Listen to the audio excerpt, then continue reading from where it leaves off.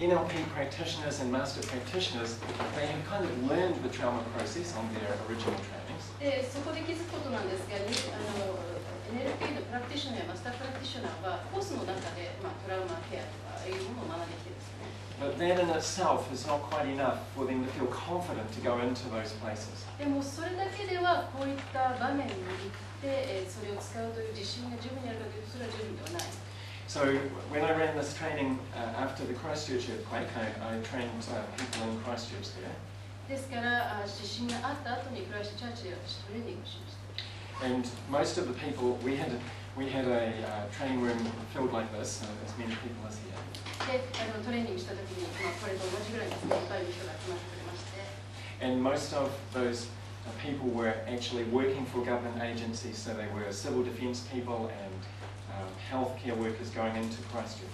で、その中にはですね、保健医療に関わっている、政府の、公務員の方がいたり、あるいはですね、自衛隊のようなですね、そういった、方たちも入っていました。And mostly they were pretty damn scared.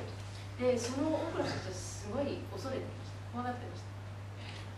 Can you say that in Japanese? すごい、すげえ怖がってる。So they were going into this situation and they were wondering if there's a big aftershock while I'm there, how will I cope myself? で、じゃあその被災地に行って実際に余震があったらじゃあ私自身はどうやって対応しようかということもそれ。So there were 3 situations that they wanted to learn how to deal with. で、その自分がそれを、対処したいその3つの状況があります。The first is what in the crisis situation itself. If I was caught in the middle of an earthquake and there were people injured around me and people dying or dead around me, what do I do? What do I say? じゃあ例えば危機のその最中に入った場合、例えば地震が起きて自分の身の回りに人が死んでいる、あるいは死のうとしている、そういった中に自分が実際にいたら私は何ができるのか、どうなるか。So I wanted to train people in how to deal with that as well, and I don't mean I wanted to train you how to get under the tables and all that kind of stuff, but the NLP part of how do you cope with that.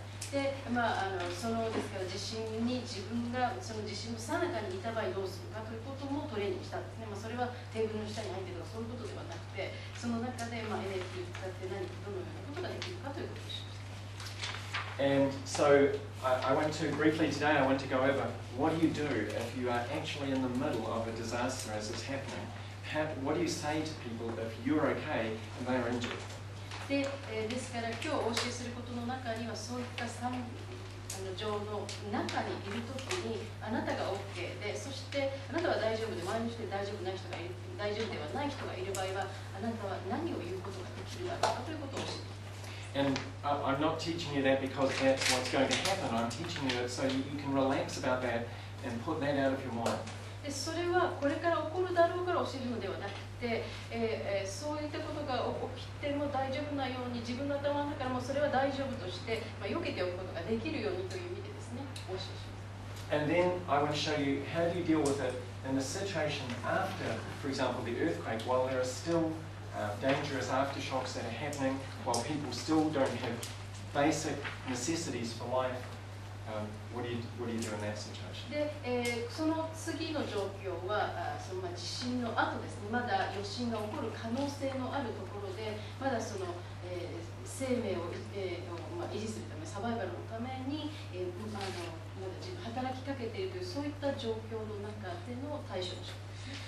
Because the traditional NLP trauma cure is based on a very fundamental assumption that the disaster is over. でなぜかというと NLP の、既存のトラウマケアはもうすでに危機が終わったとしてその後の対処として作られているんですね。And so you know if I'm referring to that movie technique where you rewind a movie. 例えば、映画のテクニックがありますよね。それで巻き戻しをするというのがあります。Then what we're assuming is that there is a before the events happened, and in that same movie, and after the events happened. でそのプロセスの中では映画は、出来事が起きる前から出来事が終わった後までということで映画を作りますよね。And in Tohoku today, that's not true. でも東北の今の時点ではそれはまだ本当のことではないんですね。The earthquake is not over, and the events at the Fukushima reactors are not over. で東北では、地震の関係でもまだ完全に終わっているわけではないですし、そして福島の、原発の問題も終わってはいないんですね。And people who are living in that area, they face that. They are still in this dangerous experience. で、その東日本のその被災地に住んでいらっしゃる方はまだこの危険にさらされている状態、そこにまだ直面している状態なんですね。And their distress reactions are still the reactions of shock and disbelief that happen when someone is right in the middle of a disaster.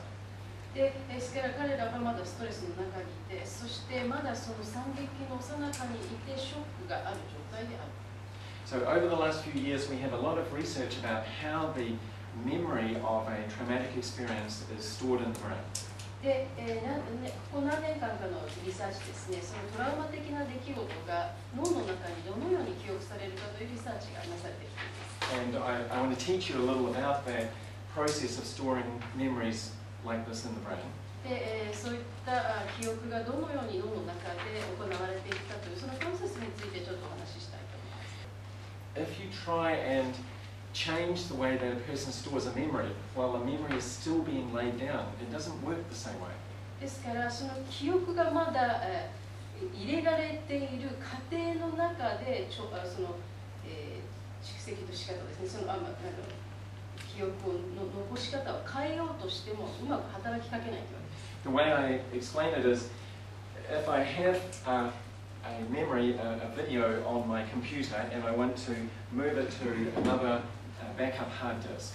で例えばじゃあここに、ビデオの、メモリに入れようとしてその途中で他のハードの方にバックアップシステムの方に入れようとしてもダメだと思うんですね。And perhaps I say, cut from here and paste onto this backup. でここからカットしてそしてバックアップのハードディスクの方にペーストする。And then, once I've started that, then I think, oh, I'll just edit that video. で、それ始めるときに、じゃあそれちょっと編集しようかと考えようとします。So I click on the video to see if I can open it up in my editing program and edit it. で、そこでビデオをですね、クリックしてですね、エディターに入れて編集しようとする。Then it will produce an error message. そうするとですね、エラーメッセージが出てきます。It will say you are unable to edit this file while it's being transferred.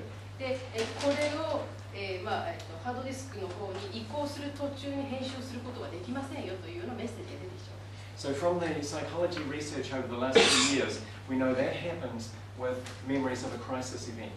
ですからこの、リサーチ、この数年のリサーチによると、That's what happens in a crisis event in the brain. We know from the research in the last few years. で、この数年のリサーチによると、その危機の記憶の仕方についても同じことが言えるということなんですね。So actually, during this period of danger, while this memory is still being laid down, it's like being transferred from short-term memory to long-term memory, and it can't be changed as simply as it can a year later. で、そのまだ危機的状況にいるときは短期記憶から長期記憶に移行している状態なので何年か後でまとめるときに編集することはできますけど、この過程の中では編集は不可能だということですね。できない。So I want to show you how to work with people in this danger period when they're still laying down the memory. ですからこの危機の危険の状況、まだ記憶を保存している過程にいる人にどのように働きかけるかということを教えていきたいと思います。And actually, at that time, of course, if you say to people now, let me just show you how to relax, で、例えばリラックスの仕方を教えましょう。they will say things like, but what if there's an aftershock and the house falls down on me and I die horribly while I'm relaxing? でそういうふうに言うとですね、被災地の人は、いやでもそのリラックスしている間に余震が来て物が起こってきてそれで潰されちゃったらどうするんですかっていうふうに相手は言うかもしれない。And so, I want to show you how to deal with that kind of situation. ですからそういう提案をしてそういった答えが返ってきたときにどういうふうに対処するかというようなことをお教えしたい。They don't want just help with something that happened in the past. They want to know how do I think about the future?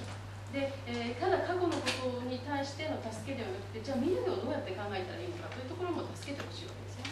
How do I live when I don't know if I'm going to die in the next day? で、翌日死ぬかどうかもわからないのにどうやって生きていけばいいんですかというかもしれません。And then there is the post-crisis situation when, of course, we can do that traditional NLP trauma process. そして3つ目の状況は危機後とありますけれども、この危機後になったら NLP の通常のトラウマの治療のプロセスができるんですね。So I learned this especially in Christchurch. I flew into Christchurch 2 days after the earthquake occurred. で、私はこのことを学んだのがクライストチャーチなんですね。で、クライストチャーチの地震の後2日後に私は飛行機で現地に行きました。And I saw two kinds of responses to this happening. で、この出来事に対して2種類の反応を見ました。Firstly, there was something they called in New Zealand the student army. で、最初はですね、スチューデントアーミーとニュージーランドでいうものがあります。So the student army was these big, strong 18-year-old people, men and women. スチューデントアーミーというのはですね、18歳ぐらいの男女の、若い学生たちですよね。And they would come in a great big truck and they would just arrive in a street. で、大きなトラックに乗ってきて、バンとやってきてですね、そして道路にやってきて。And they would have shovels and all sorts of tools to clean up rubbish. で、いろんな瓦礫を片付けるために、シャベル持ってる人とかいろんな人がいたわけです。And they would just go through and knock on everyone's door and they would dig out all of the mud that had been coming up from under the earth and they would tidy up things. で、いろんな家をノックして歩いてですね、下から出てきてる土とかいろんなものを片付けるためにですね、お手伝いしている。As they were doing this, they would be smiling and laughing. I saw this happening. They were having a great time. で、実際私それ見てたんですけど、このスチューデントアーミーって、学生たちの軍団ですよね。で、彼らはですね、笑顔で、そして笑いながらですね、そういった片付けをしていました。They worked from when the sun came up to when the sun went down. でも、日が昇る時から日が沈むまでずっとそうやって働いていました。So I saw that happening.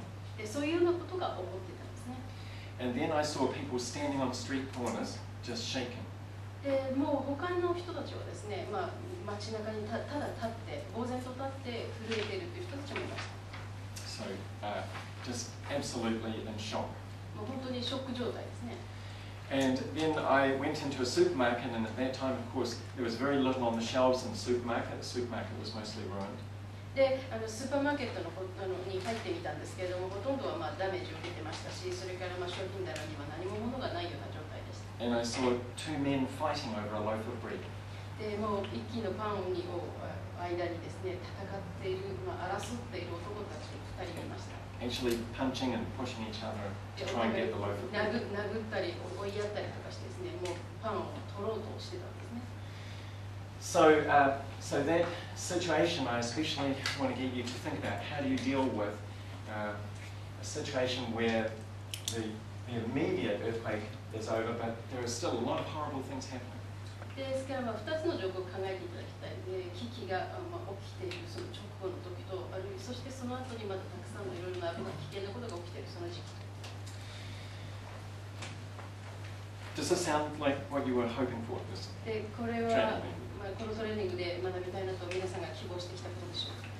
At the end of this 2 days, I want you to feel confident going into any of those situations. で、この2日が終わった後にそういった状況、どんな状況でも自信を持って入っていけるようになっていただきたいと思います。Confident doesn't mean you can fix everything. It means knowing what you can do and knowing what you can't do. で、それは自信があるというのは自分が何でも全て直せるんだぞという自信ではなくて、自分のできることとできないことがきちっと分かっているという意味での自信です。It means remembering also that love is more important than the techniques. で、その中にはテクニックよりも愛の方が大事なんだということも覚えているということが含まれます。When the student army would come into a street, the main effect they had was not to tidy up the street physically. It was to give those people there the feeling that someone loved them in this situation. で、このニュージーランドのスチューデントアーミー学生軍団が入っていた時は、本当にもう全員を助けようというよりは、あなた方を助けようとする人が、愛情を持って助けようとする人たちがいるんですよということを分かってもらいたいというのも入っています。